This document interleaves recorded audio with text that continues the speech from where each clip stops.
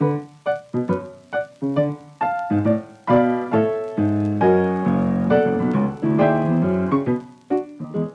the phone in your bedroom can be a big distractor. And it's the kind of thing where, you might be tired, but, then you look at the phone, you're like, well, I'll just play on the phone for a little while. I'll check some things out. And then you can miss your window. People have a window, an opportunity window to fall asleep, where if they try to go to sleep too early, the circadian system that we talked about kicks in and kind of prevents you from falling asleep. It makes it much harder to fall asleep. And if you stay awake too late, then your brain tries to help you out. It says, oh, you're up in the middle of the night. There's got to be a really good reason. So let me help you out. And it starts pumping out different transmitters in the brain that basically create an environment that isn't normal kind of wakefulness. And it's really hard to then fall asleep. Hello, and welcome to Not Born Yesterday, a podcast dedicated to older adults and the challenges and joys of aging. I'm Miriam Goodman.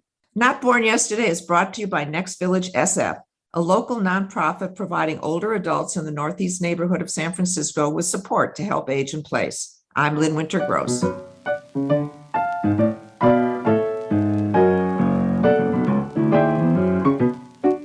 Today on Not Born Yesterday, we're talking about sleep.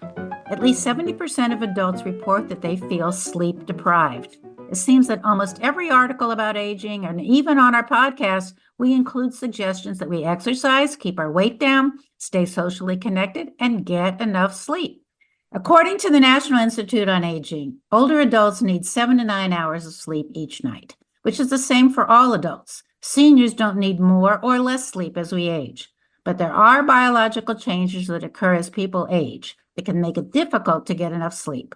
If you have a hard time falling asleep, staying asleep, or waking up too early, stay tuned. Today, we have a sleep expert to help us navigate the sleep issues confronting too many of us as we age. Our guest is Dr. Jamie Zeitzer, a circadian psychologist and professor of psychiatry and behavior sciences at Stanford University. He's published numerous studies on sleep, insomnia, circadian science, and even discovered a pioneering treatment for jet lag. Professor Zeitzer, welcome to Not Born Yesterday. Thanks so much for having me. So let's start out. Is it really harder to sleep as we get older, or does it just feel that way? It's not harder to sleep, but it is harder to stay asleep. So one of the things that's happening as people get older is your ability to kind of cut out all of the noise, both internal and external, decreases. So things that you used to be able to sleep through will now wake you up as you age. And so this includes things like, if it gets too hot in the room, that might wake you up. If it's too noisy, that might wake you up. If you've got some reflux, that might wake you up. These are all things that as you get older, you become more sensitive to, or you're able to at least less able to kind of ignore them, and it wakes you up more frequently. We hear a lot about circadian rhythms as they relate to sleep. What does that mean? What are circadian rhythms? So circadian rhythms are near 24-hour rhythms that are present in the body. Actually, most, if not every organism on the planet Earth has a circadian clock. There's something really fundamental about it. These are really important for predicting the future. So you've got this internal clock and it's telling time. So it's guessing as to when you're supposed to be doing things. So it's guessing, okay, you're supposed to be sleeping here, and it'll prepare you to sleep at a certain time. You're supposed to be awake at a different time. You're supposed to eat at a different time. So this clock is basically able to anticipate things and change your physiology and your biology so that when it's time to do it, you're able to. So for example, one of the things that we do every day is wake up. And the circadian clock has this really important signal, which is that there's an increase in cortisol, that it's predicting when you're supposed to wake up. And so, for example, if you wake up too early, you don't have enough cortisol. And if you don't have enough cortisol, it's actually difficult to get up. And I mean, by get up, I mean physically stand up, because cortisol is actually providing you with a lot of energy that you need to physically stand up in the morning. And this is something that I have to say, as one gets older, you experience more, is that if you get up and you just kind of pop out of bed, you feel a little dizzy. And especially if it's in the middle of the night. Now, that dizziness is basically you not having the energy to actually change your physiology, and those changes are basically increasing your blood flow and kind of restricting blood flow in the head so that the blood just doesn't rush out. Because you can imagine if you've been lying flat for all night, that when you stand up, if you just kind of stand up rapidly, the blood's going to rush out of your head. So you have to have a lot of adaptations for this. And so the circadian clock is saying it's very important for predicting when you're supposed to be waking up so that you have enough energy to do so safely. Well, how do you get extra sleep? Can you sort of store it? I mean, like people say, oh, I have an early flight tomorrow. I'm going to go to bed early. Does that really work? Um, well, it depends. It depends on how sleep deprived you are. And it's also difficult when you're flying. It's actually very difficult because the circadian system we talked about, it's anticipating when you're supposed to sleep. And so in order to offset, as you stay awake all day long, you become more and more tired. And the circadian system offsets that fatigue by increasing alertness over the course of a day. So basically, near the end of the day, you've got a very strong pressure to go to sleep, but you also have a very strong pressure to stay awake. And so what that means, it's actually really difficult to go to sleep earlier than you want to. And this is, in fact, what's happening during jet lag. So if you're traveling from, say, from California to New York, and you normally go to sleep at 10 o'clock, and it's 10 o'clock in New York, well, it's only 7 o'clock in your brain. And at 7 o'clock in your brain, your circadian system is saying, stay awake, stay awake. So this is what's happening when you're traveling, having difficulty sleeping. What are the consequences for seniors if we don't get enough sleep? I've read that this can lead to depression, affect cognition, even result in early death, affect our relationships. What are our sleep needs as we grow older? So as you pointed out in the introduction, there's probably not a big decrease in sleep need, but there is a change in when you get the sleep and how you get the sleep. And so a lot of older individuals, especially older individuals who are retired, may nap a little more during the day. And if you nap more during the day, it means you're not going to sleep as much at night. Now, biologically speaking, it's probably better to get all of your sleep at once at night, but not so much better that it's bad to take a nap. Where napping during the day becomes problematic is that if it impedes your nighttime sleep in a way that is uncomfortable to you. So, for example, there's nothing wrong with, say, sleeping 6 hours a night and kind of getting intermittent napping during the day. But if sleeping 6 hours a night means that you're waking up at 4 o'clock in the morning and you don't want to be up at 4 o'clock in the morning, then it's a problem. It's not a biological or a medical problem, but it can lead to things. So if you're up at 4 o'clock in the morning and you don't want to be, then that might make you anxious. And that anxiety can then lead to negative health consequences. You could be depressed. You could be lonely. If you're the only one up at 4 o'clock in the morning and feel all alone, that can be a problem.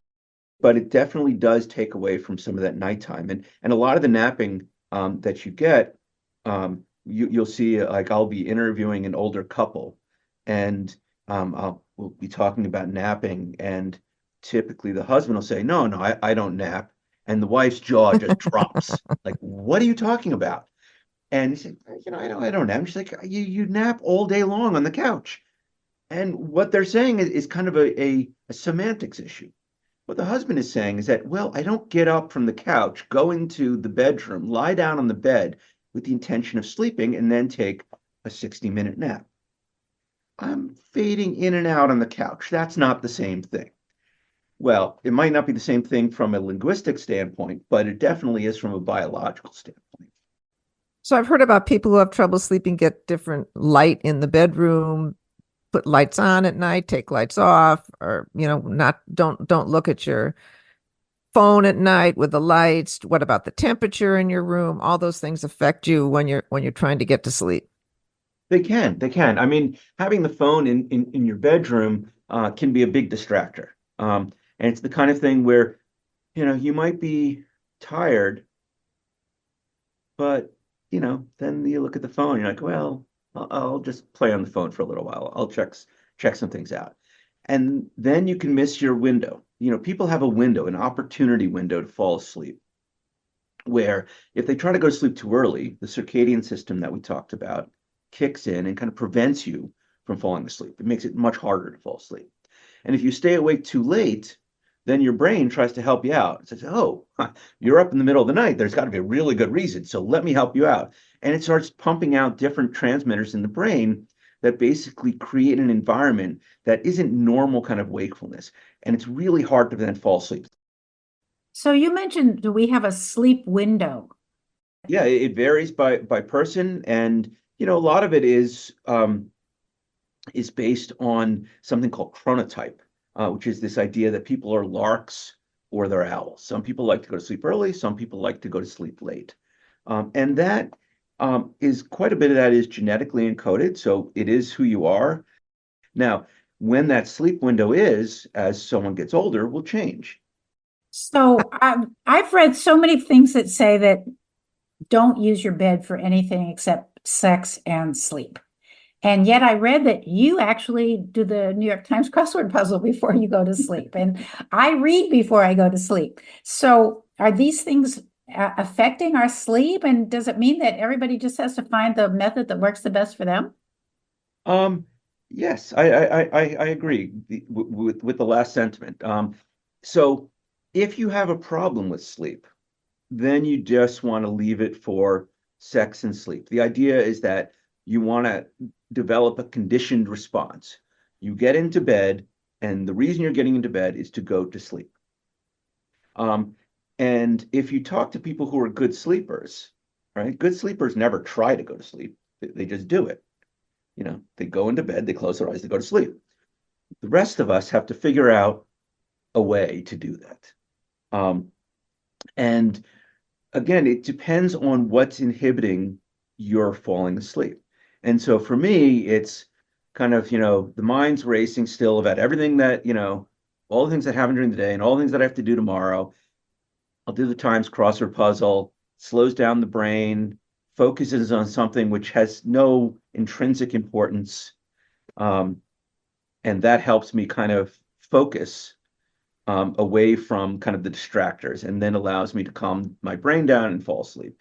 And different people will use different things. Some people like listening to music. Some people will do yoga. Some people will do breathing exercises. So there's all sorts of things, and none of them are right or wrong per se. It's what works for you. So it's not just getting into bed. It's the whole kind of pre-bed routine is getting your brain ready for what is going to happen. And once you can get into that kind of cycle, it becomes a virtuous cycle, where you brush your teeth, you wash your face, you get into bed, you close your eyes, you go to sleep. You do that a bunch, and all of a sudden, this is what the brain is expecting. And that will definitely help things. It doesn't make you go to sleep, but it definitely helps things. What do you think about sleeping pills?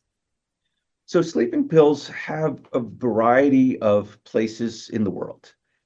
Every night use is probably not one of them. Many of the sleeping pills that you'll find over the counter have varying degrees of evidence as to how helpful they are. So melatonin is a very common one that you can find. It's in very, very high doses typically. So everyone makes melatonin, right? Melatonin goes up prior to sleep and then goes down after sleep, and then is very low during the daytime. If you're a very healthy older individual, you have totally normal melatonin levels. Now, that being said, if you take 0.3 milligrams, which is 300 micrograms, that is normal levels of melatonin that would be produced in your brain every night. If you go to the store, you'll typically find it difficult to find that low level of melatonin. It's often sold in 1 milligram or 5 or 10 milligram quantities. And this is much, much, much higher than what you normally have in the brain. And the problem is that if you take melatonin at night, it doesn't do very much, at least from a biological perspective. So in the double-blind placebo-controlled trials, it adds a couple of extra minutes to sleep. But a lot of people swear by it. Now, a lot of people swear by it because they take the pill and they've told themselves, I've taken a pill, now I can sleep well. And then they sleep well. That's great.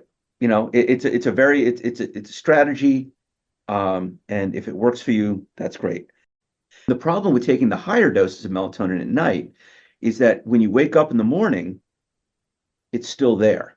And you have a lot of melatonin running around your brain in the morning, and then it's effective. And so you can often have a lot of sleepiness and grogginess in the morning after you've slept all night.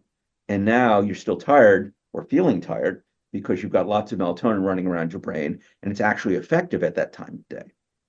There are lots of things that people take that are more naturopathic kind of remedies. And again, you can find lots of these. And again, if it helps you sleep, fantastic.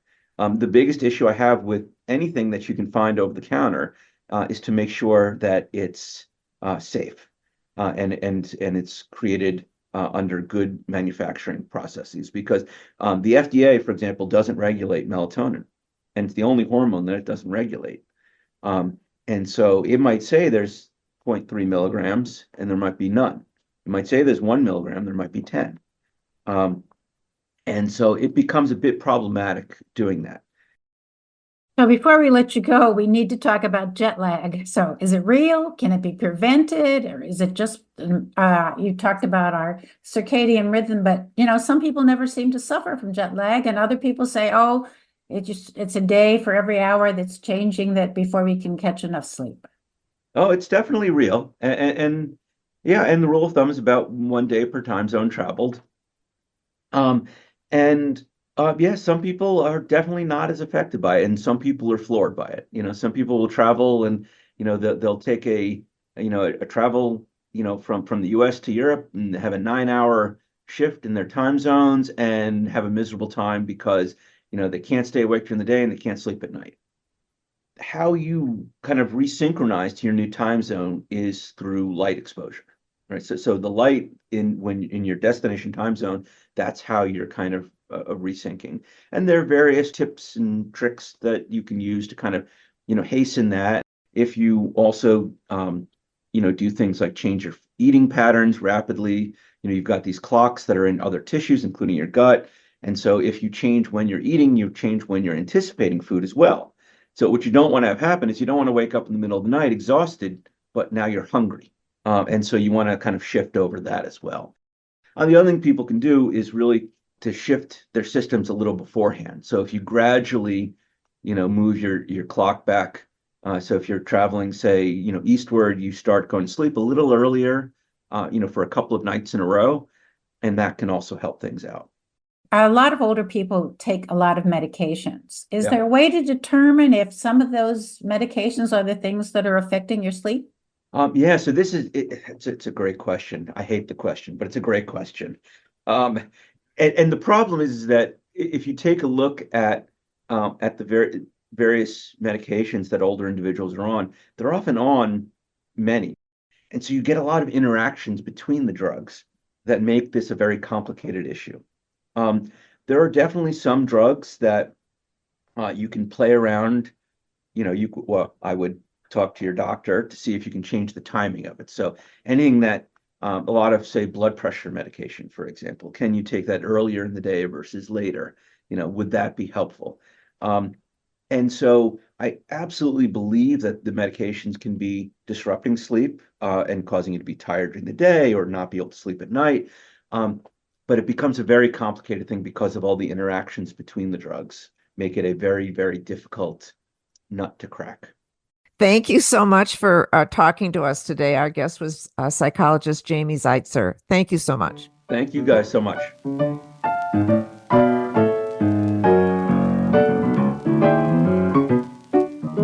Today on News You Can Use, we're talking about names, what they mean, and a surprising look at who's heading households in America.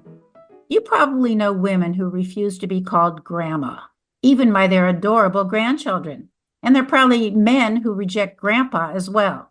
Somehow that word grates on these women, makes them think that others will see them as old or that being thought of as old will suddenly alter their own self-image.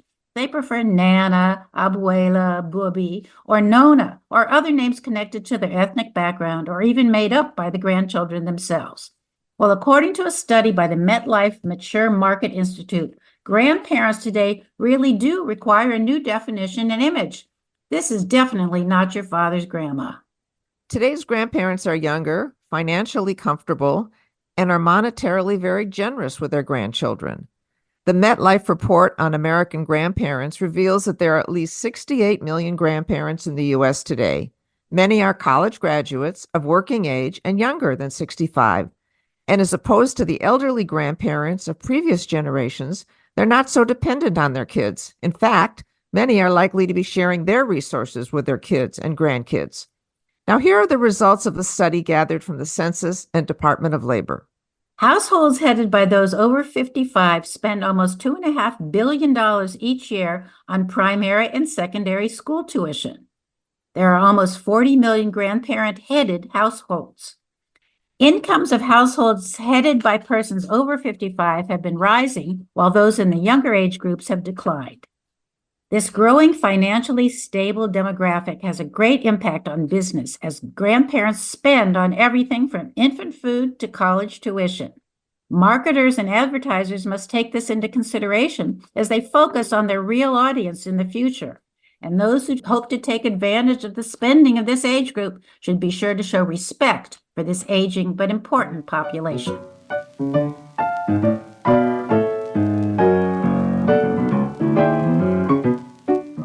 And that's our podcast for today. Our thanks to our guest psychologist, Jamie Zeitzer. You can learn more about Next Village SF at their website, nextvillagesf.org. And you can also learn more about the Fromm Institute of Lifelong Learning at their website, fromminstitute.org. Our theme music is from Hook Sounds, and Jason Dahlstad is our engineer. And thank you for listening. We'd love to hear what you would like us to discuss and discover. Please contact us at notbornyesterdaypodcast.org and follow us on Facebook, Instagram, and subscribe wherever you listen to your podcasts. All of these are free and help us to know our audience better. Be well, stay strong, and remember, you weren't born yesterday. I'm Lynn Winter Gross. And I'm Miriam Goodman.